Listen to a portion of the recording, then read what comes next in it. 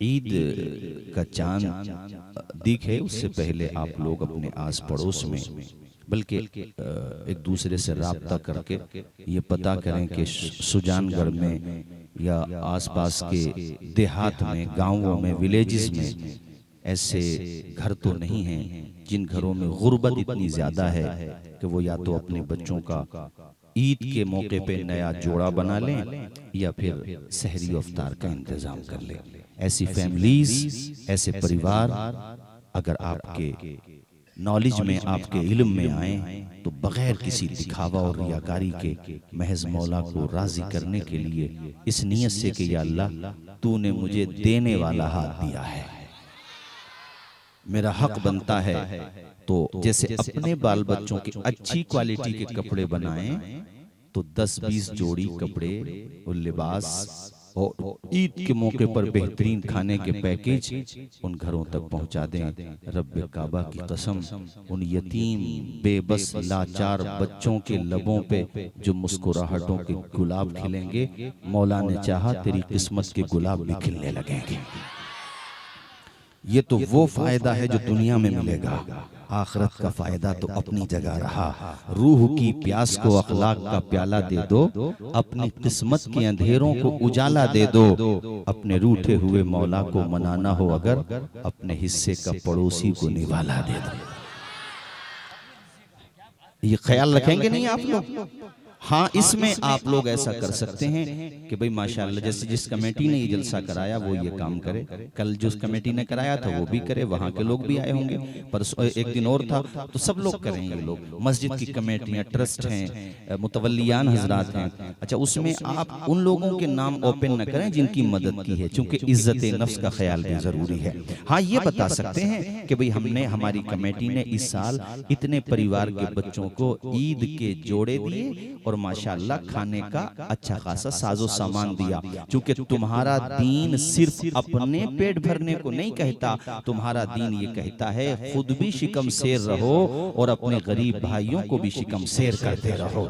तुम्हारा दीन ये कहता है खुद भी पानी पियो, दूसरे को भी पानी पिलाओ। इस्लाम में पड़ोसी की बड़ी अहमियत आई है। मैंने पड़ोसी से इसलिए बात शुरू की, और पड़ोसी का लफ्ज कहा गया है अगर वो गैर मुस्लिम भी है। मसलन तुम्हारे पड़ोस में कोई गैर मुस्लिम रहते हैं, हिंदू कम्युनिटी से हैं या कोई ईसाई हैं या कोई जैन हैं या कोई बुद्धिस्ट हैं, वो परिवार तुम्हारे आसपास में रहते हैं और तुम्हें पता है कि ये परिवार अभी थोड़ा कमजोर चल रहा है, फाइनेंशियली वीक हो गया है और इनको सपोर्ट की जरूरत है, तो अंधेरे में जाके खामोशी से उस परिवार की सपोर्ट कर दो उधार के तौर पे। वो इतना कमजोर है कि उधार भी अदा नहीं कर सकता, तो इमदाद के तौर पे उनकी मदद कर दो और फिर पलट के आओ तो कहो ये काम करने के लिए हमसे हमारा दीन कहता है।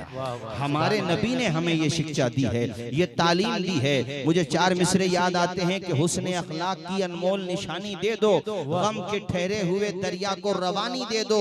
तुम हुसैनी हो तो एहसान के मशकीजे से कोई दुश्मन भी अगर मांगे तो पानी दे दो। सुभान अल्लाह, सुभान अल्लाह, बहुत खूब। हमने जो कहा बात समझ आई नहीं? बोलो जरा जोर से आप लोग। ये काम करेंगे नहीं? ईद का मौका है, ऐसा ना हो यार कि आपके बच्चे तो माशाल्लाह आलीशान बेहतरीन कपड़े पहनकर जा रहे हैं, आपकी उंगली थाम कर, लेकिन वो विधवा औरत जिसके सर से उसके शौहर का साया उठ चुका है, अपने यतीम बच्चों को जब वो देखे कि मेरे यतीम बच्चों को आज कोई नहीं जो उंगली पकड़ के ईदगाह तक ले जाए, इस खुशी के मौके पर कोई नहीं जो मेरे बच्चे को उंगली पकड़े, अपने कांधे पे बिठाए, अपनी मोटरसाइकिल गाड़ी पर बिठाए ईदगाह तक ले जाए, तो कहीं ऐसा न हो उस औरत का दिल टूट जाए कि पूरे मोहल्ले में, पूरे सुजानगढ़ में लोगों ने कितने कितने पैसे उठाए, लेकिन किसी को ये तौफीक न हुई कि मेरे यतीम बच्चे की भी खबर पूछ ले। ऐसा न हो, बल्कि हो ये उसको अपने घर की औरत को भेजो और कहो कि तुम्हारे बच्चे के कपड़े बनाना हमारी जिम्मेदारी है। यतीमों के सर पे हाथ रखना सीखो, यतीमों को सहारा देना सीखो, कमजोरों की मदद करना सीखो। अल्लाह के पैगंबर ने फरमाया तुम यतीम बच्चे के सर पे जब हाथ रखते हो, जितने बाल तुम्हारे हाथ के नीचे आते हैं, अल्लाह ताला हर हर बाल के बदले में तुम्हें नेकियां अता फरमाता है। इसलिए मैंने इस पे बड़ा जोर दिया है, चूंकि ईद आने वाली है और अलविदा भी, तो ये कपड़े तुम्हें दिल को सुकून मिलेगा, तुम्हें दिल को करार मिलेगा कि कुछ अच्छा काम किया है हमने, कुछ बेहतर काम किया है। तुम तो उस पैगंबर की उम्मत हो जिनको अल्लाह ने ऐसा दिल दिया। यार वो रहमतुल लिल आलमीन हैं, वो मुरादुल मुश्ताकीन हैं, वो शम्सुल आरिफीन हैं, वो सिराजुल सालिकीन हैं, वो ताहा भी हैं, यासीन भी हैं। उनका दिल इतना नरम है कि अल्लाह, ये समझ लो कि सरापा खुदा का करम है। ऐसा दिल नरम है कि अल्लाह के पैगंबर गुजर रहे हैं। ये हदीस अल्लामा कमालुद्दीन दुमैरी अल-मुतवफ़ा 808 हिजरी अपनी मारकतुल आरा तसनीफ हयातुल हैवान में लेकर के आए हैं। और भी इसके बहुत से हवाला जात हैं, मगर इख्तिसार के पेश नजर में बात आगे बढ़ाता हूँ। हुजूर तशरीफ ले जा रहे थे, हुजूर का गुजर ऐसी कौम के पास हुआ जिन्होंने एक हिरनी का शिकार किए हुए था। हुजूर की निगाह जब हिरन पर पड़ी, वो हिरनी यानी जो मादा थी, उस हिरनी ने मेरे हुजूर को देखा तो उसकी आंखों से आंसुओं की रफ्तार तेज हो गई। रो तो वो पहले भी रही थी, मगर हुजूर को देखा तो ऐसे लगा जैसे मुझे छुटाने वाला आ गया, मुझे रिहाई दिलाने वाला आ गया। कहते जब कोई बहुत ज्यादा परेशानी में हो, मसलन आप बहुत गम में हैं, आपके सामने जिंदगी के दरवाजे बंद नजर आ रहे हैं, आपको लग रहा है कि अब मैं जीवित नहीं रह सकूंगा, आप गम के समंदर में गौताजन हैं, ऐसे मौके पे कोई तुम्हारी कलाई थाम ले और वो कलाई थामने वाला कोई तुम्हारा बहुत अजीज हो, तो खुदा की कसम खुशी के आंसुओं का सैलाब जारी हो जाता है। उस हिरनी ने जब आमना के लाल को देखा, अल्लाह के पैगंबर को देखा, तो वो बिलक बिलक के रोने लगी। वो बेजबान है मगर जानती है कि ये गुजरने वाले कोई आम इंसान नहीं है, रहमतुल लिल आलमीन है। मेरे नबी को बेजबान भी पहचानते हैं, बेजबान तो बेजबान है, बेजान भी हुजूर को पहचाना करते हैं। हुजूर का मकाम कौन बयान कर सकता है। वो यार बात आगे बढ़ाता हूँ, मैं आपको बताना चाहता हूँ, अल्लाह के पैगंबर को देख के वो हिरनी ज़बाने हाल से कहती है, हुजूर मुझे आज़ाद करा लें, मैं अपनी जान की दुहाई नहीं लगा रही हूँ, बात ये है कि मेरे दोनों बच्चे हैं, उन दोनों बच्चों को दूध पिला के वापस आ जाऊंगी। ये माँ का कलेजा होता है, अपने लिए नहीं अपने बच्चों के लिए जिंदगी की भीख मांग रही है। वो ये नहीं कहती कि मुझे बचा लो ताकि मैं आऊं ही नहीं, बल्कि वो ये कहती है मुझे इसलिए बचा लो ताकि मैं अपने बच्चों को दूध पिलाऊं और उनको आखिरी दम। ये माँ होती है। माँ तो यार इंसानों में हो या जानवरों में हो, चरिंद में हो या परिंद में हो, माँ खुशकी यानी ये कह लो जमीन पर हो या पानी की हो, माँ होती है। बेशक सुभान अल्लाह। माँ का दिल अपनी, अभी मैंने एक वीडियो देखा, पता नहीं कहाँ का वीडियो था, लेकिन वो काफी वायरल हुआ कि एक कबूतरी या कबूतर वो ठंड की वजह से उसने अपने परों को अपने बच्चों के ऊपर ढांक लिया ताकि मेरे बच्चों पे ठंड का असर न हो। मैंने यार वो वीडियो देखा, मैं बड़ा रोया, खुदा की कसम लेकर मैं कह रहा हूँ। रमजान के इस मुबारक महीने में अब वो किसी की नजर पड़ी होगी तो वो ठंड की वजह से, वो जो कबूतरी थी या कबूतर, वो ठंड की वजह से फौत हो गया, मगर उसने अपना सहारा अपने बच्चों के ऊपर से नहीं हटाया, यानी खुद जान दे दी मगर अपने बच्चों को बचा लिया उसने। ऐसे मैंने देखा कि वो क्रोकोडाइल को क्या बोलते हैं, मगरमच्छ। मगरमच्छ जो है एक हिरन के बच्चे की तरफ दौड़ रहा है, वो पानी में है, नहर में या कहीं समंदर में होगा, जाहिर ऐसा मामला है। तो वो जब दौड़ रहा है तो बच्चा वो हिरन का था, वो जाहिर है बच्चे को इतना शूर तो होता नहीं, तो इतने ही जब उसकी माँ ने देखा कि ये मगरमच्छ कुछ ही देर में मेरे बच्चे को अपना लुक़मा बना लेगा, तो खुदा की कसम उसकी माँ तेजी से दौड़ के आती है और आकर के मगरमच्छ के सामने खड़ी हो जाती है ताकि मगरमच्छ मुझे अपना लुक़मा बना ले और मेरे बच्चे की जान बच जाए। ये माँ होती है। मैंने कल भी जिक्र किया था ना, ये मौका है रमजान के मौके पर, अगर किसी की माँ नाराज है तो ये मौका है राजी करने का। ऐसा न हो कि ईद के दिन ईद सबसे मिली जा रही है, फुला मोहल्ले वाले नेताजी आ रहे हैं, फुला मोहल्ले वाले सेक्रेटरी साहब आ रहे हैं, फुला मोहल्ले वाले बड़े आदमी आ रहे हैं। अरे उन सब का मकाम अपनी जगह है, मगर ये क्या बात हुई गैरों से मिला जाए और अपनी माँ के कदम को न चूमा जाए। ये क्या बात हुई कि सबसे मिला जाए मगर सगा भाई नाराज है तो उसके घर की दहलीज पे कदम न रखा जाए। हम लोगों ने आपस में इतनी दूरियां कर ली हैं, इतनी दूरियां कर ली हैं कि ईद और बकरीद के मौके पर भी हम गले नहीं मिल पाते। हम इतने तंगदिल और ऐसे पत्थर दिल हो गए, हमारे दिलों को हो क्या गया।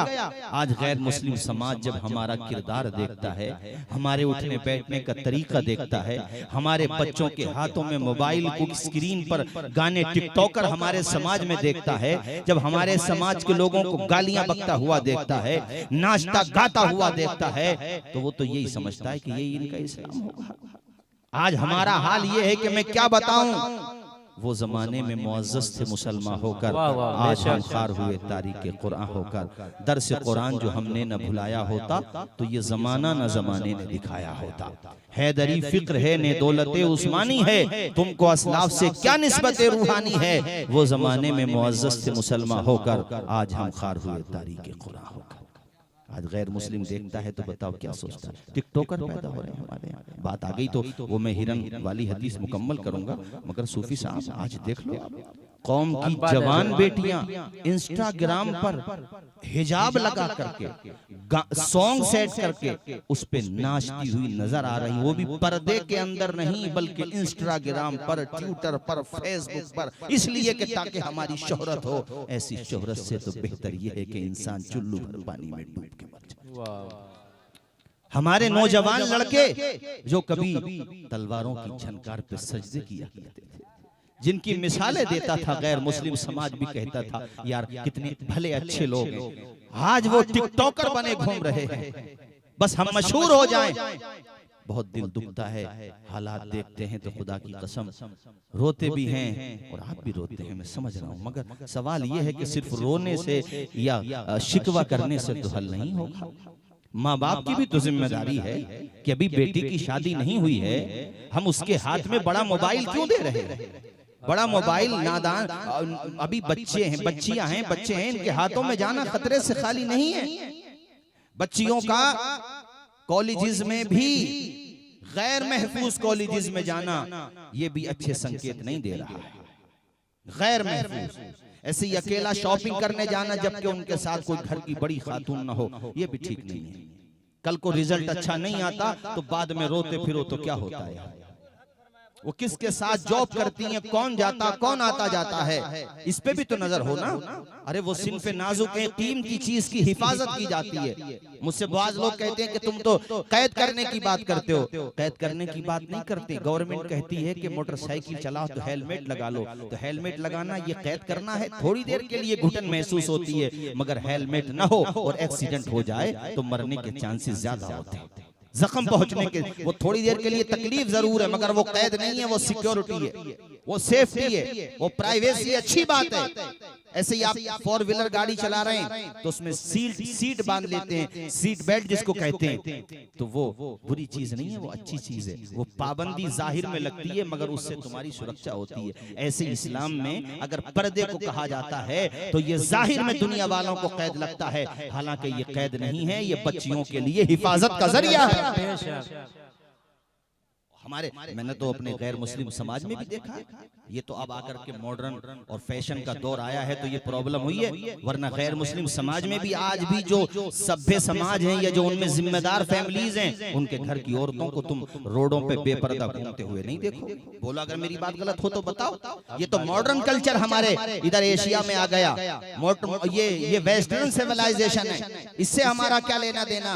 तो इसलिए कौम की बेटियों से भी कहूंगा खुदा के लिए ऐसा कदम न उठाना जिसकी वजह से तुम्हारे समाज की इज्जत मिट्टी में मिल जाए।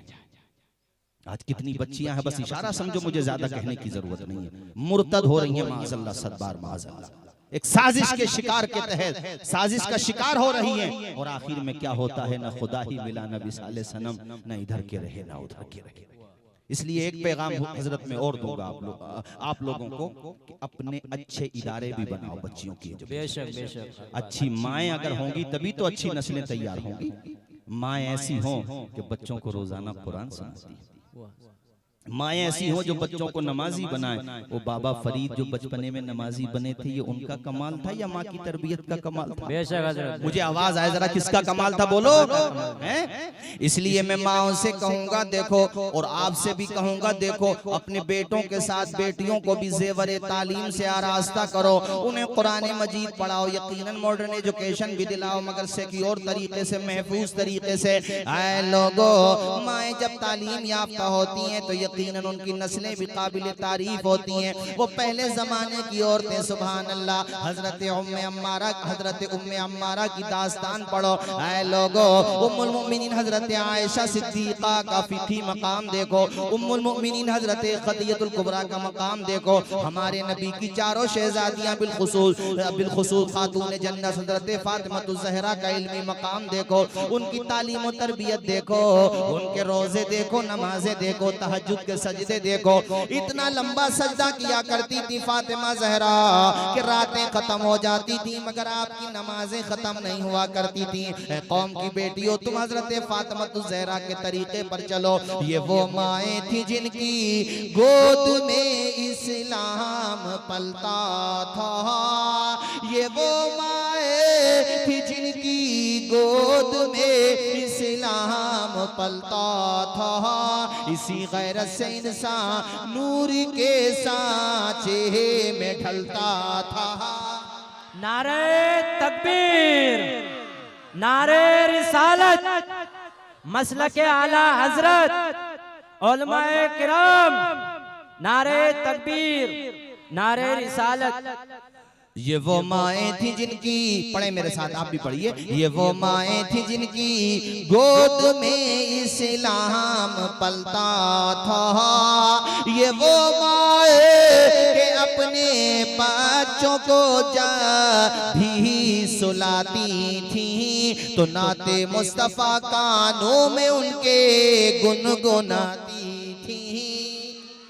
ये वो माएँ के अपने बच्चों को जब भी खिलाती थी, कुरान पाक की आयत वो पढ़ पढ़ कर सुनाती थी। अच्छा हजरत, हम तो एक बात ही कहते हैं, गैरों की साजिश का शिकवा क्या जब हमारा ही सिक्का खोटा है? तो भाई मौका तो कुछ ना कुछ इधर से भी मिल रहा है ना, स्पेस तो इधर से भी, जो वो 10 दराजी कर रहे हैं। मेरी बात गलत हो तो बताओ। और दूसरा, उस दिन मैंने लाडनों में भी अर्ज किया था, सूफी साहब, समाज में शादियों को, निकाह को आसान से आसान करने की जरूरत है। हक बात है हजरत। ये दिन ब दिन शादियों को महंगा करना, ये भी एक सबब बन रहा है बुराई की तरफ बच्चियों का जो जाना हो रहा है। निकाह को आसान करो, जितना हो सके उतना आसान करो, इसे महंगा ना करो, नुमाइश का जरिया ना बना। और एक बात और कहूं मैं, जो साहिब इस्तिताअत हैं, अगर उनकी बीवी इस बात पे एग्री हो और अगर वो दूसरी भी शादी करना चाहते हैं तो कम से कम कोई बच्ची गलत रास्ते पे ना जाए, उससे तो अच्छा है कि वो शादी कर ले। गलत रास्ते पे जाए उससे अच्छा है कि वो शादी कर ले। अगर उसकी फैमिली एग्री और वो दोनों के दरमियान इंसाफ कायम कर सके तो शरीयत ने इसकी इजाजत दी है। मेरे साथ मेरी बात को समझो। मैं ये अर्ज कर रहा था, देखो वो तुमने गौसे पाक की अम्मी जान का वाकया नहीं सुना है? वो जब वो पढ़ने गए थे गौसे पाक, तो अम्मी ने क्या कहा था बोलो? बेटा कभी झूठ नहीं बोलना। आवाज आए कभी झूठ। तो ये किसकी तरबियत थी? माँ की तरबियत। आवाज आए मुझे, किसकी तरबियत थी? माँ की तरबियत। माँ की तरबियत थी। और उन्होंने भी कैसा हक अदा किया, अपनी माँ का कैसा हक अदा किया कि जब वो डाकुओं ने लूटा था काफिला, तो गौसे पाक के पास भी आ गए एक डाकू। उसने कहा तुम्हारे पास क्या है? तो आप डरे नहीं? जैसे बड़े बड़े क्रिमिनल वांटेड और कैसे कैसे मुजरिमों को देख के बड़े बड़े लोगों का पित्ता पानी हो रहा था, मगर गौसे पाक डरे नहीं, क्योंकि गौसे पाक मादरजाद वली और जो अल्लाह वाला होता है वो अल्लाह के अलावा किसी से डरता वरता नहीं है। बस वो बस अल्लाह से ही डरता है, डरता नहीं है किसी से। आपने कहा हाँ मेरे पास 40 अशरफियां हैं, उसने मजाक समझा, दूसरे से कहा। बहरहाल उनका जो सरगना था उस तक बात पहुंची और बुलाया गया। उसने कहा बेटा सच सच बताओ, हम लोग तुम्हारे रिश्तेदार नहीं है, बहुत डेंजर लोग हैं। आपने मुस्कुरा के कहा अब्दुल कादिर झूठ नहीं बोलता है, मैं जो कह रहा हूँ सच कह रहा हूँ, जितना कहा मैंने सच कहा, मैं झूठ बोलो ना मैं झूठ नहीं बोलता। उसको बड़ा ताज्जुब हुआ, तो कहा हम चेक करके देख लेगा। बिल्कुल देख लो। वो गुदड़ी जब उधेड़ी जहाँ पे रखे थे पैसे, तो 40 अशरफियाँ मौजूद थी काजी साहब उसमें। अब वो हैरत में पड़ गया, सर पकड़ के बैठ गया और कहता है बेटा एक बात बता, अगर झूठ बोल के तू अपने पैसे बचा सकता था तो ये तो बहुत अच्छा रहता। वो मजबूरी थी तुम्हारी, तुम अपने पैसे बचा लेते। अब्दुल कादिर जिलानी गौसे पाक ने मुस्कुरा के कहा, डाकुओं के सरदार साहब, झूठ बोल के पैसे बचाए जा सकते थे, लेकिन माँ की वसीयत को कैसे बचाता, माँ की नसीहत को कैसे बचाता, मुझे माँ का फरमान बचाता। झूठ बोलता तो मेरा रब नाराज हो जाता, और मेरी माँ ने जो मुझे नसीहत की थी वो टूट जाती, मेरी माँ भी नाराज हो जाती। अरे दौलत तो फिर कभी भी मिल जाएगी नसीब में है तो, लेकिन माँ की नसीहत टूटती तो माँ का एतमाद टूट जाता। इन जुमलों का इतना असर पड़ा कि वो रास्ता लूटने वाला, वो लोगों को सताने वाला, लोगों को तकलीफें देने वाला, माल लूटने वाला, लोगों को अजियतें, जिस्मानी अजियतें भी देने वाला इतना मुतासिर हुआ कि कदमों में गिर के कहता है, मेरे लाल तुम्हारी उम्र ही क्या है, तुम इतनी कम उम्र में अपनी माँ की नाफरमानी नहीं कर रहे हो, अपने खुदा की नाफरमानी नहीं कर रहे हो। एक हम बदनसीब लोग हैं जो सुबह शाम खुदा की नाफरमानी करते हैं। ए बेटा, अब तुम्हारा काफिला आगे बढ़ेगा, पहले अपना हाथ बढ़ाओ और हमें तौबा करा दीजिए। सुभान अल्लाह, सुभान अल्लाह। जब वो डाकू तौबा कर चुका तो उसके जो साथ के लोग थे, उसके चमचे जो उसके साथ वाले थे, वो कहने लगे, सरदार ये तो कोई अच्छी बात नहीं हुई कि आप जहन्नम के कामों में तो हमें साथ साथ रखते थे, और जब जन्नत के काम का नंबर आया तो अकेले ही अकेले। माशाअल्लाह बड़े महसूस हो रहे हैं, अकेले ही अकेले। तो उसने मुस्कुरा के कहा, तुम क्या चाहते हो? कहा, जो तुमने चाहा है वही हम भी चाहते हैं। अरे जब बुराई में साथ थे तो अच्छाई में पीछे कैसे रहेंगे? बोलो जरा ऊंचा बोलो। निगाहे वली में ये तासीर देखी, बदलती हजारों की तकदीर देखी। ये वाकया सुनाने का सिर्फ और सिर्फ मकसद ये है कि माओं की तरबियत अगर अच्छी हो जाए तो इंशाअल्लाह आज भी हमारी नस्लें इमाम अली मकाम की मोहब्बत में परवान चढ़ने लगेंगी। बेशक बेशक। मैं जो कह रहा था, आपके बात समझ आई है? कहां से बात निकली थी? वो हिरनी भूल गए? हुजूर उसके करीब गए, उसके सर पे दस्त शफकत रखा, चूंकि आप तो रहमतुल लिल आलमीन हैं, किसी का गम नहीं देखा जाता हुजूर से, किसी की तकलीफ नहीं देखी जाती है। सलाम उस पर के असरारे मोहब्बत जिसने सिखलाए, सलाम उसी पर के असरारे मोहब्बत जिसने सिखलाए, सलाम उस पर के जिसने जख्म खा के फूल बरसाए, सलाम उस पे कि जिसका जिक्र है सारे सहाइफ में, सलाम उस पर के जो जख्मी हुआ बाजार ताइफ में। अल्लाह अल्लाह, रहमतों वाले पैगंबर, अजमतों वाले पैगंबर, बुलंदियों वाले पैगंबर, मेराज में जाने वाले पैगंबर, सबसे बुलंद बाला पैगंबर। अल्लाह अल्लाह, हिरनी के करीब जाते हैं, हिरनी का दर्द सुनते हैं, उसके बाद कहते हैं, लोगो तुम इसको रिहा कर दो। शिकार करने वाला शिकारी कहता, आका रिहा कर दे, मगर गारंटी क्या है कि ये वापस आ जाएगी? मुस्तफा ने मुस्कुरा करके फरमाया, मैं जमानत देता हूँ कि ये वापस आ ही जाएगी। बताओ, कोई शिकार वापस आते हुए सुना है आपने? अरे कोई आ जाता वापस? कोई नहीं आता। मरने के लिए कौन आएगा? वो गई, करीब में उसके बच्चे भी खड़े हुए थे, वहां पे गई, उनको दूध पिलाने लगी, बच्चे भी रो रहे थे, हिरनी भी रो रही थी। अल्लाह अल्लाह, ये मंजर देख के लोगों को भी तरस आ गया, ख्याल आ गया। आए लोगों, वक्त गुजारने के बाद वो आने लगी, बच्चे बड़ी हसरत भरी निगाहों से देख रहे थे कि माँ को आखिरी दफा देख रहे हैं, फिर देखने को क्या पता मिले ना मिले। अल्लाह अल्लाह, करीब आ गई वो हिरनी। अल्लाह के पैगंबर ने कहा, शिकारी से देख, उसने अपना वादा पूरा कर लिया। उसके दिल पे इतना असर पड़ा सूफी साहब, इतना असर पड़ा कि पहले इरादा कुछ और था, अब इरादा कुछ और हो गया। मुस्कुरा के कहने लगा, आका पहले आपके कहने से रिहा किया था, अब इसके आने से और आपका मौजज़ा देखने से हमेशा के लिए रिहा कर रहा। मुस्कुरा के बोलें सुभान अल्लाह। और बुलंद आवाज से, तो हमारी तकरीर शुरू यहाँ से हुई थी कि लोगों पे रहम करो, दूसरों के काम आया करो। और दूसरों के काम आने में मैं अर्ज करूंगा, हमारे काजी साहब कुल्ला तशरीफ फरमा है और शानदार इदारा चल रहा है, आप ताउन भी करते रहें और माशाल्लाह इदारे का ख्याल रखें। हजरत काजी साहब की यादगार है माशाल्लाह, हजरत काजी आरिफ साहब कुल्ला की एक इल्मी यादगार है। अल्लाह ताला अपने फजल से उम्र में, इल्म में, रोज रोजगार में दिन दोगुनी रात चौगुनी बरकतें अता आमीन आमीन।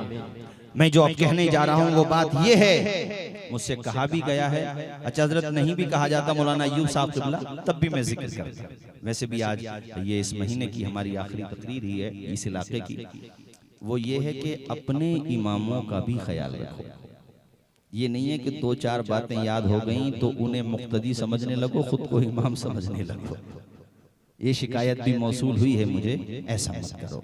एक बात बताओ, आपके इमाम साहब कहाँ के रहने वाले हैं? बिहार के रहने वाले? बिहार। बताओ कहाँ बिहार, और यहाँ रह रहे हैं अपना वतन छोड़ के। अगर इनके साथ मोहब्बत से पेश आओगे तो इनका दिल बढ़ा रहेगा। और ये नहीं कभी कोई मिस्टेक हो गई तो पता चला इमाम के पीछे हाथ धो के नहीं, नहा धो के पड़ गए। हक बात है। मौलाना तौसीफ रजा नहीं आएंगे संभल से कान में अजान देने के लिए, घर पर बच्चा पैदा होगा, ये इमाम ही जाएंगे दौड़ते हुए तुम्हारे घर पे जब बच्चा पैदा होगा। कान में बोलो बोलो, तुम्हारा जनाजा पढ़ाने के लिए हम थोड़ी आएंगे इतनी दूर से, इमाम ही जाएंगे। इनका ख्याल रखो, इनका दिल ना तोड़ो।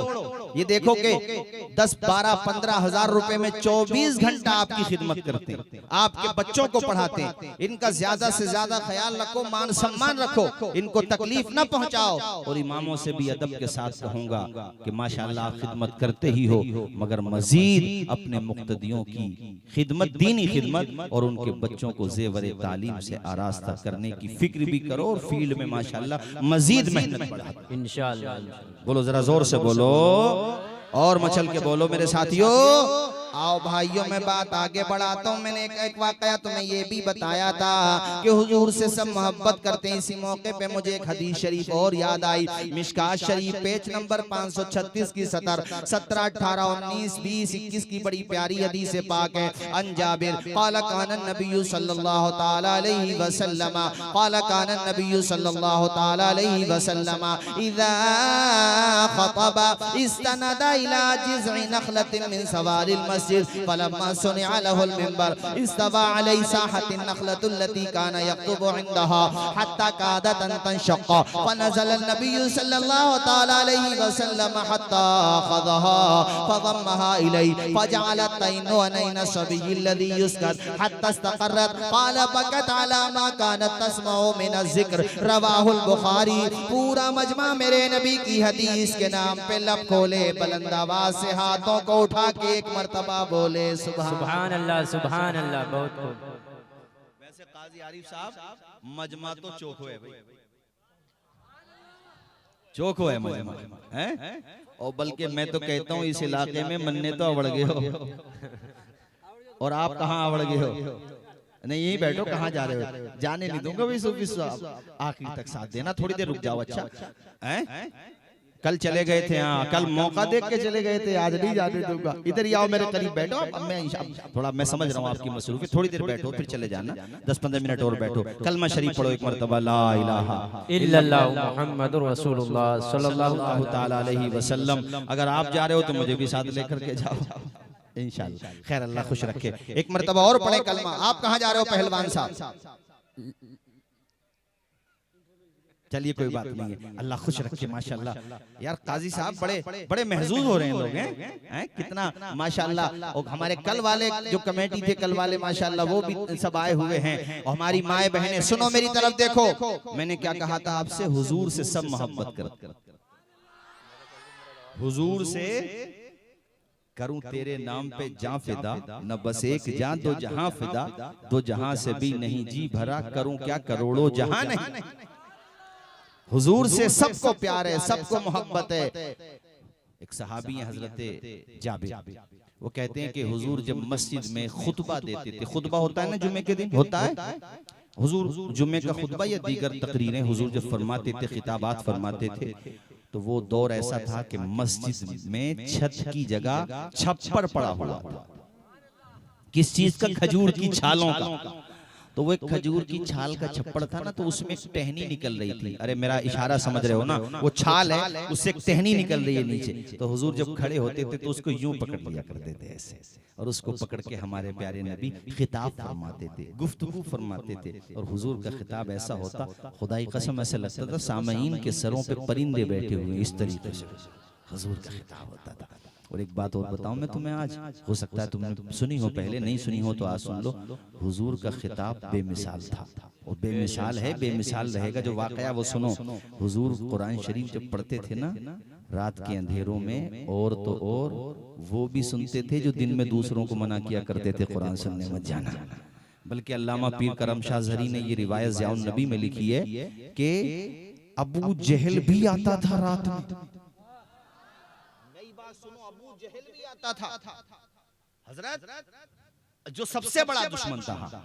अबू जहल कौन था? बोलो, सबसे बड़ा दुश्मन था। अरे बोलो ना, सबसे बड़ा दुश्मन था, जो 2400 घंटा मेरे नबी के खिलाफ प्रोपेगेंडा करता रहता था। कमाल की बात सुनो, मैंने ये रिवायत पढ़ी तो मैं भी ताज्जुब में पड़ गया। यार रात में आता था। अच्छा दिन में आता तो उसकी पब्लिक भी मारती ना कि औरों को मना कर रहे। अच्छा तो छुप के आता था।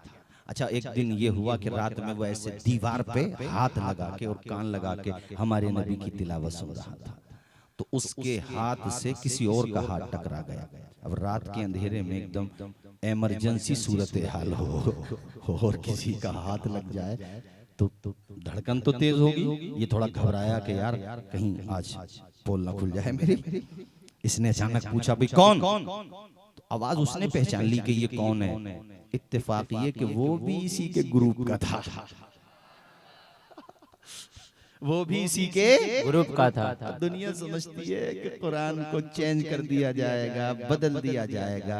अरे नादानो याद रखो है कौले मोहम्मद कौले खुदा, फरमान न बदला जाएगा। बदलेगा जमाना लाख मगर कुरान न बदला जाएगा। हमारे यहाँ पर भी हो गया था ना उत्तर प्रदेश में, एक मैं नाम नहीं लूंगा किसी मनहूस का था ना, वो कह रहा था तो अपने भारत के सुप्रीम कोर्ट ने उसके ऊपर प्लांटी डाली। वो कह रहा था कुछ आयतें निकालो, तो भारत के सुप्रीम कोर्ट ने सख्ती की। हजरात मैं ये कह रहा हूँ, और वो अपने आप को मुसलमानी कहलाता था, वो कुरान बदलने चला था, खुद ही बदल गया। अरे बोलो ना यार, ये हैं? दो चार मिसरे सुना दो, इजाजत हो तो बिहारी भाई सुना दो। बोलो जरा जोर से बोलो, सुना दो। आप भी पढ़ोगे मेरे साथ। शाहरुख सुनो भाई जरा, चार मिसरे सुनो कि हक का पैगाम मिट नहीं सकता। वाह स्टेज भी बोले और आप लोग भी बोले कि हक का पैगाम मिट नहीं सकता। बोलो हक का पैगाम मिट नहीं सकता। बोलो हक का पैगाम मिट नहीं सकता। दीन का नाम मिट नहीं सकता। हक का पैगाम मिट नहीं सकता। दीन का नाम मिट नहीं सकता। सारी दुनिया हो एक तरफ फिर भी, सारी दुनिया हो एक तरफ फिर भी, मेरा कुरान मिट नहीं सकता। सुभान अल्लाह, सुभान अल्लाह। नारे तकबीर, नारे रिसालत, अज़मते कुरान, उलमाए किराम, हजरत अल्लामा व मौलाना तौसीफ रजा मिसबाही साहब क़िबला। आपके राजस्थान में झुंझुनू के ही हमारे एक हिंदू भाई हैं, उन्होंने कोई पुस्तक लिखी है। उन्होंने ये लिखा है कि भाई मैंने मोहम्मद साहब की जीवनी पढ़ी तो मैं बड़ा इम्प्रेस हो गया। किताब में लिखा है।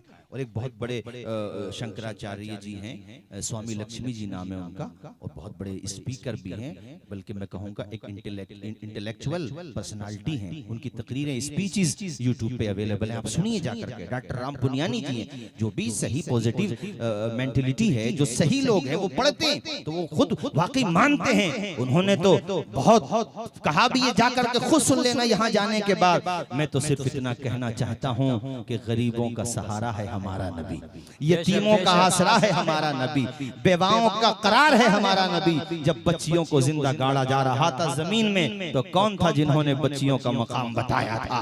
जब बेवाओं से कोई शादी करने को तैयार नहीं था तो वो कौन था जिसने 25 साल की उम्र में 40 साल की विधवा हजरत खतीजुल कुबरा से निकाह फरमाया था? बताओ मेरे समाज के लोगों, मैं पूरे भारतवासियों से कहना चाहता हूँ, हमारे नबी की जीवनी पढ़ो तो सही, आका का चरित्र पढ़ो तो सही। वो कौन है जिन्होंने फरमाया था कि तुम्हारा पड़ोसी अगर भूखा है वो तुम उसका ख्याल नहीं रखते तो तुम कामिल मोमिन नहीं हो सकते हो?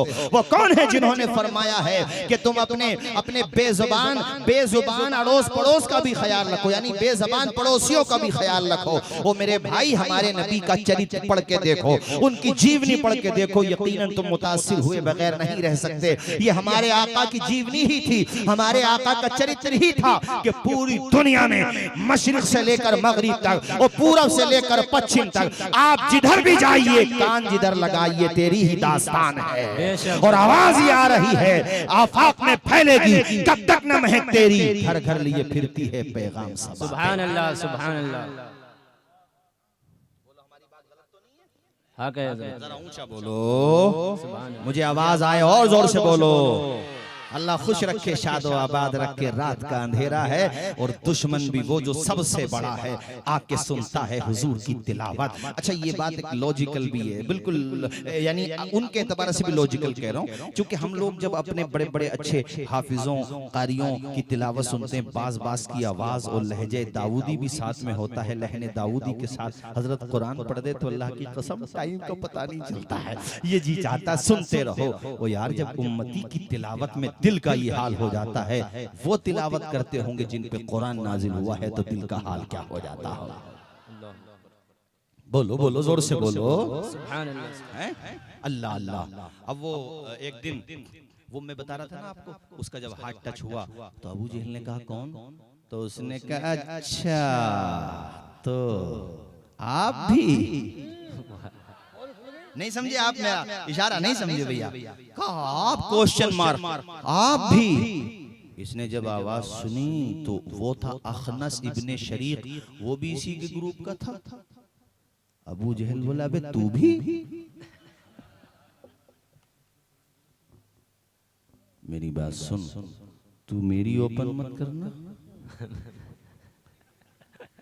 तो अखनस बोला आज मैंने देखा है, अगर कल को किसी और ने देख लिया तो? अबू जहल बोला ठीक है भैया, कल से न मैं आने का न तू, अपना जो यहाँ आने का प्रोग्राम है इसको कैंसिल करो। दोनों ने कंफर्म कर लिया और कहा सुन। अबू जहल बोला सुन यार, किसी को बता मत देना वरना पब्लिक बहुत मारेगी, किसी से कहना मत। अब वो दूसरा दिन हुआ, सूरज डूबा, अंधेरा गहरा हुआ। अबू जहल के दिमाग में ये प्रोग्राम चल रहा है, यार बहुत बड़ा झूठा है, अखनस इब्ने शरीक आएगा तो जरूर, मगर मैं उस वक्त जाऊंगा जब वो नहीं आएगा। उधर अखनस लेटा लेटा सोच रहा है कि एक नंबर का मक्कार अगर कोई है, भाई मक्कार तो किसी भी ग्रुप का हो, वो नाम से कहे न कहे मगर जानता तो है ही ना कौन कैसा है। अखनस भी सोच रहा है कि ये जाएगा तो जरूर, ये तो मुझे यकीन है, मगर मैं उस वक्त जाऊंगा जब ये सो जाएगा। दोनों के दिमाग में वन टाइम वन प्रोग्राम चल रहा है और दोनों इत्तेफाक देखो एक ही समय पे एक ही टाइम पे घर से निकले। कहाँ निकले बोलो? हमारे नबी के दरवाजे पे हुजूर की तिलावत सुनने के लिए, और दोनों एक ही जगह जाके आपस में टकरा गए। अब जब टकराए हैं तो एक दूसरे को देख रहे हैं, बोल कोई सा नहीं रहा है। अखनस बोला या अबू जहल, दोनों में से कोई बोला, और उसने कहा यार भले आदमी तू तो कह रहा था कि नहीं आऊंगा, तो दूसरा बोला तू भी तो कह रहा था नहीं आऊंगा। अरे हाँ ठीक, जब तू नहीं माना तो भाई मैं भी नहीं माना। कुल मिला के ये एक्सीडेंट 3 दिन हुआ। कितने दिन हुआ? अब मैं तुमसे ये पूछना चाहता हूँ कि मेरे नबी की तिलावत का देखो, हुजूर का जिक्र हुआ तो खुदा की कसम हवा भी महकने लगी है। सुभान अल्लाह, सुभान अल्लाह। बहुत अरे अजीजम मौलाना तनवीर नाम है तुम्हारा बेटा, जावेद, अरे तुमने कल वो फरमाइश की थी हवा का झोंका देखो चल ही पड़ा है। वो कल से हवा झूम रही है ना इस वक्त। इमाम साहब मैंने जिक्र कर ही दिया है माशाल्लाह, ये मुक्तदी हैं आपके, मुकम्मल ख्याल रखेंगे। वो ख्याल ना रखें तो मुझे कॉल कर देना, इनका नंबर मेरे पास है, मैं इनका ख्याल रख लूंगा, फिर बेफिक्र रहना। चूंकि ये मेरे बड़े क्लोज हैं, बड़े खास हैं, मुझे यकीन है कि ये, और जो ईद का दिन आए तो मुसाफा अपने इमाम साहब से जब करो तो इमाम साहब का कुछ ख्याल भी रख लेना, ठीक है नहीं? अरे मेरी बात समझ आई कि नहीं? अरे हम लोगों से तो करते ही हो, लेकिन इनसे भी ईद के दिन और अलविदा के दिन, बल्कि जुमे के दिन जब जाया करो नमाज पढ़ने, अरे तो 50, 100, 200, 300, 10, 20 रुपए देने में उससे इमाम का भी दिल बढ़ जाता है। अपने समाज में जब इन लोगों की आमदनी में इजाफा होगा ना, तो वो लोग भी अपने बच्चों को पढ़ाएंगे जो ये सोच के नहीं पढ़ाते कि इस लाइन में रखा क्या है। हालांकि उनकी सोच गलत है, इस लाइन में ही तो सब कुछ रखा हुआ है, तुम कहते हो क्या रखा। मगर फाइनेंशियली भी अगर स्ट्रांग होने लगेंगे तो इंशाल्लाह उन फैमिलीज के बच्चे भी आने लगेंगे मदरसों में। मैं ये बता रहा था आपको तेजी के साथ कि देखो हवा कैसे झूम रही है। अरे झूम रही है कि नहीं बताओ? है वो मैं शेर पढ़ देता हूँ जो कल भी मैंने पढ़े थे कि हवा के ये झोंके, सुभान अल्लाह सुभान अल्लाह। जरा ऊंचा, ज्यादा लंबी तकरीर नहीं है क्योंकि वक्त भी काफी हो गया और मुझे भी गाड़ी पकड़ना है। कि हवा के ये झोंके मजा दे रहे, हवा के ये झोंके मजा दे रहे हैं, और मदीने का हमको पता दे, बोलो पता दे, आवाज आए, पता दे रहे हैं। और सुनो हुजूर के गुलामों, सुनो कि जमाने के सारे मरीजों से कहे, जमाने के सारे मरीजों से कह दो, मदीने में आका दवा दे।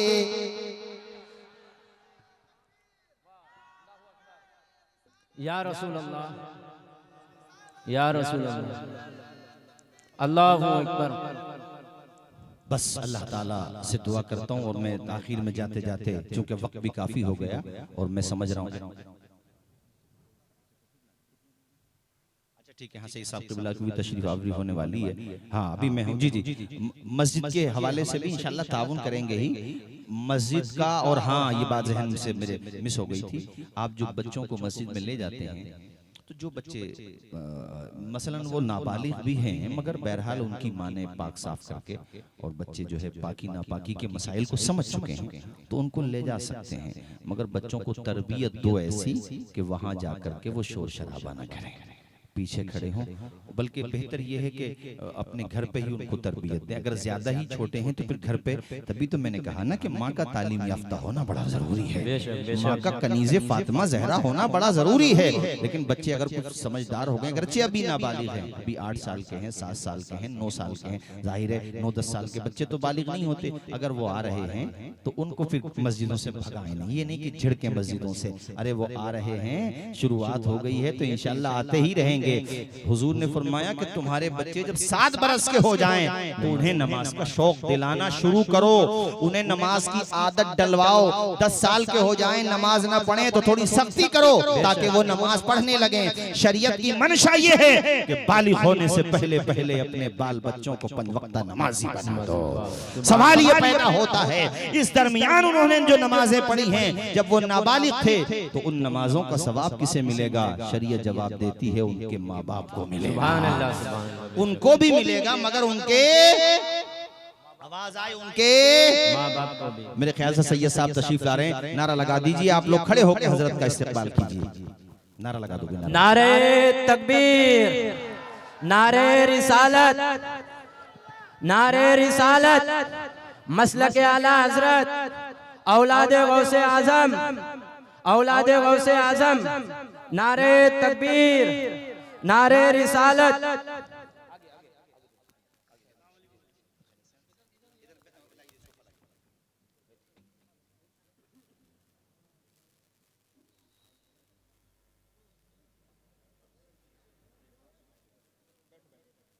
अब तमामी हज़रात तशरीफ रखें।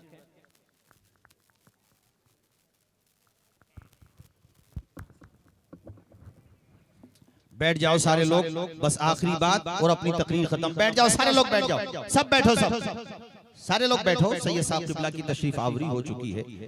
आप हमारे बड़े मुहतरम, मोहतशम और काबिल कदर एक इल्मी अदबी शख्सियत के मालिक है माशाअल्लाह, और हजरत काजी साहब अलैहि रहमा की इल्मी यादगार है अल्हम्दुलिल्लाह। उनके सही जानशीन है, सच्चे जानशीन है। बैठे इंशाअल्लाह हजरत के मुबारक कलेमात भी सुनेंगे। आखिरी बात फिर मैं तकरीर खत्म करता हूँ, वैसे भी वक्त काफी हो गया और मैं हजरत आप ही का इंतजार कर रहा था, चूंकि वक्त भी काफी हो। आखिरी बात माओ के लिए और आप सब के लिए, बच्चों को तालीम से जोड़ो, जहन में बिठा लो कि बच्चों को हमें पढ़ाना है। महाराजा शरीफ से एक नारा दिया गया था कि आधी रोटी खाएंगे बच्चों को, आवाज नहीं आएगी मुझे, अरे माशाल्लाह सैयद साहब को बुला, आ जाइए आ जाइए, हमारे सैयद अजीम नूरी साहब आइए। नारे तकबीर, नारे रिसालत, नारे रिसालत।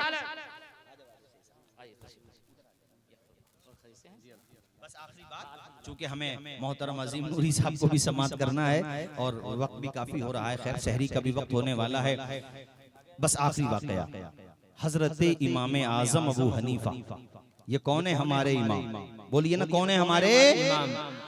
और ये जितने मुहद्दिसीन हैं सन 100 हिजरी के बाद, यानी 3री सदी हिजरी से लेकर के आज तक, ये जो 15वीं सदी हिजरी चल रही है 14 के बाद, अब तक जितने भी मुहद्दिसीन हैं, ज्यादातर मुहद्दिसीन उस सदी में जो सामने थे उनमें ज्यादातर बिला वास्ता, और उनके बाद बिल वास्ता, एक वास्ते से, चंद वास्तों से, उन्हीं के शागिर्दों में उनका शुमार होता है मेरे साथ।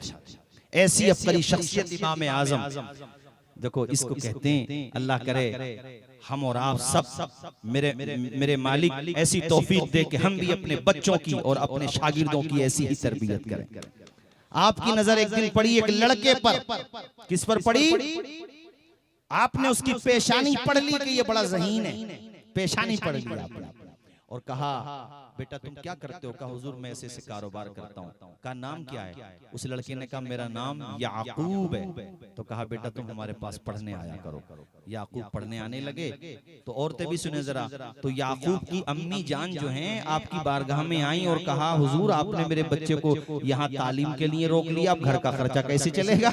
मेरे घर का खर्चा तो इसी की कमाई से चलता है और आपने रोक लिया इसको तालीम के लिए, अब मेरा बच्चा कैसे तालीम हासिल करेगा? अल्लाह अकबर। इमाम आजम ने फरमाया है बूढ़ी औरत तेरे घर का खर्चा कितने पैसों में चलता है? उसने पैसे बताए। इमाम आजम ने कहा खर्चा हम चलाएंगे, तू अपने बच्चे को तालीम हासिल करने दे। एक दिन फिर आ गई वो औरत और आकर के कहने लगी मेरे बेटे को मेरे साथ भेजो, मुझे अपने साथ ही रखना है। तो कहा ए औरत पढ़ने दे अपने याकूब को, तू देखना एक दिन वो आएगा तेरा बेटा वो खाने खाएगा जो बादशाहों को मिलते हैं। तेरा बेटा रोगने पिस्ता और तेरा बेटा जो है जाफरान और बादाम का हलवा खाएगा। वो दिन आएगा जो बादशाहों को डिशें मिलती हैं, खाने मिलते हैं। उस्ताद की दुआ का असर देखो, वो पढ़ता रहा। जिस बच्चे का नाम याकूब था तालीम हासिल करता रहा, यहाँ तक कि आपके तलामिज़ा में, आपके शागिर्दों में, आपके स्टूडेंट में सरे फहरिस्त अगर किसी शागिर्द का नाम आता है तो इसी का नाम आता है। और जिसकी मैं याकूब कहकर के बात कर रहा हूँ इन्हीं को हजरत इमाम अबू यूसुफ कहा जाता है। अल्लाह अकबर। उस्ताद की दुआ का असर ये हुआ, इतना असर हुआ, इतने काबिल बने, पढ़ते रहे, तालीम हासिल करते रहे। और आप सुनो, आपके सुजानगढ़ का अगर कोई बच्चा सिविल जज बन जाए तो अखबारात की सुर्खियों में आएगा कि सुजानगढ़ के फुला मोहल्ले में रहता था और देखो एजुकेशन हासिल की। और आज सुजानगढ़ जिस जिले में आता है नागौर, यानी जिला कोर्ट का जज बना है। और अगर चीफ जस्ट वहां का चीफ हो तब भी नाम होगा। और अगर राजस्थान हाई कोर्ट का जज बन जाए तब कितना नाम होगा, और हाई कोर्ट का चीफ जस्टिस हो तब कितना नाम होगा। ये मैं जिसकी बात कर रहा हूं ना, जिसको इमाम आजम ने अपने हवाले कर लिया था, माँ से ले लिया था, उसकी माँ से, और कहा था इसे मुझे पढ़ाने दो। वो इतना काबिल हुए, इतना काबिल हुए, जुज़ियात पर, फिक़हियात पर उनको अल्लाह ने इतनी दस्तरस दी, उन्होंने इतनी मेहनत की। इमाम आजम की निगाहों का असर देखो, उनकी तालीम और तरबियत का असर देखो कि एक दिन हजरत याकूब यानी इमाम अबू यूसुफ सिर्फ जज न बने बल्कि आलम इस्लाम के कोर्ट के चीफ जस्टिस बन गए। चीफ जस्टिस की बात कर रहा हूं। और सुनो, वो दुनियादार हुक्मरानों के तलवे नहीं चाटते थे बल्कि उनके कलम से बड़े बड़े हुक्मरानों के माथे से पसीना निकलने लगता था। ऐसा शरीयत का निफाज किया था, किसी की रू रियायत नहीं करते थे, अल्लाह अकबर सही फैसला किया करते थे।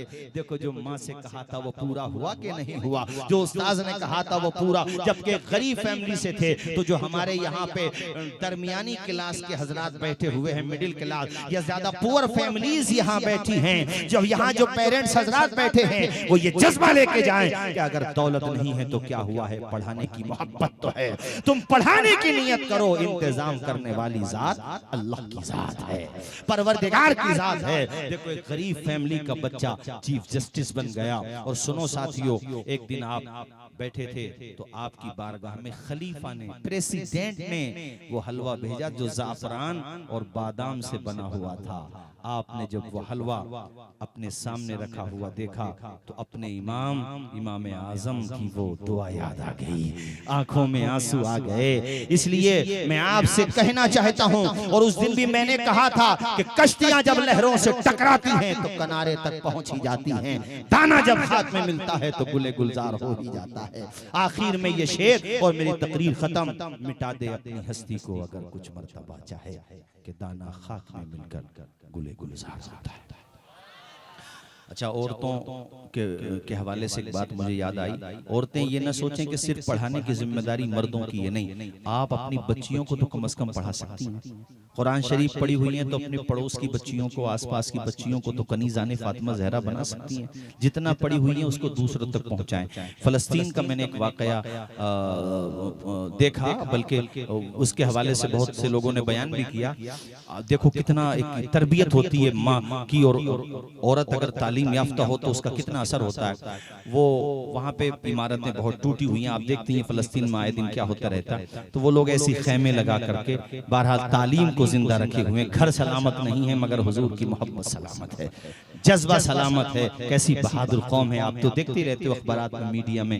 तो वैसी खेमा लगा करके स्कूल और फिर पढ़ाती थी। तो उसने अपने बच्चों को तरगीब दिलाने के लिए, हौसला दिलाने के लिए, जज्बा दिलाने के लिए एक दिन अपने बच्चों से, अपने स्टूडेंट से, बच्चों से मतलब अपने स्टूडेंट से, अपने तलबा से कहा कि बेटा, जो किसी सब्जेक्ट में कहा या तमाम सब्जेक्ट में, कि बेटा इतने नंबर जो लेकर के आएगा, मसलन 99 या 90 प्लस इतने नंबर जो लेकर के आएगा हम उसे इनाम देंगे, प्राइज देंगे। तो उसमें यह हुआ कि बच्चों में इतना टैलेंट था, इतनी मेहनत से उन्होंने पढ़ा था कि सब के सब उतने नंबर लेकर के आ गए जितने नंबर टीचर ने कहा था। अल्लाह अकबर! जब सब नंबर इतने आ गए तो बड़ी खुश हुई टीचर, उनकी फ़लस्तीन की माँ बड़ी खुश हुई वो टीचर, और रोने लगी। तो रोते हुए कहती है, बेटा मेरे पास इनाम तो एक ही है, अब इनाम तो एक ही को मिलेगा, और आपने सबने माशाल्लाह एक जैसे नंबर हासिल किए हैं, सब सक्सेस हो, खूब कामयाब हो, लेकिन अब एक इनाम है तो मैं क्या करूं? तो उसने कहा, मेरे जहन में सल्यूशन ये आता है कि गोलियां डाल लेते हैं, पर्चियां समझते हो नहीं, पर्चियां डाल लेते हैं भाई, जिसका नाम आ जाएगा उसको दे। अब तो यही सिलेक्शन होगा ना, चूंकि उम्मीदवार कई हैं और इनाम एक है, तो इसका तरीका क्या निकालोगे बताओ सुजानगढ़ वालों? यही तो निकलेगा।